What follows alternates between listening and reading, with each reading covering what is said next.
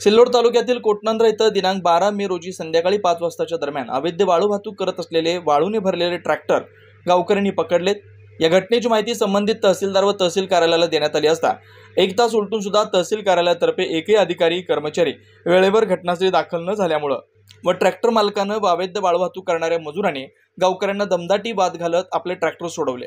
Tractor सोडल्यानंतर लगेचच संबंधित महसूल विभागातर्फे असं सांगण्यात आलं की आपण ट्रॅक्टरची हवा सोडा, टायर फोडा, आम्ही पोहोचतोच आहे असं म्हणत 1 ते 1.5 तासांचा कालावधी उलटून गेला तरी महसूल विभागातर्फे कोणीच आलं नाही। त्यामुळे गावकऱ्यांनी सुद्धा मोठा वाद होऊ नये म्हणून वाळूने भरलेले ट्रॅक्टर तसेच सोडून दिले।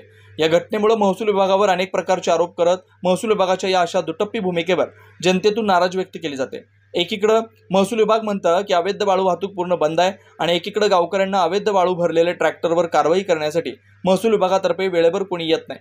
सामान्य जनता तसं बोललं जात आहे की महसूल व अवैध वाळू चोरांची मिलीभगत आहे।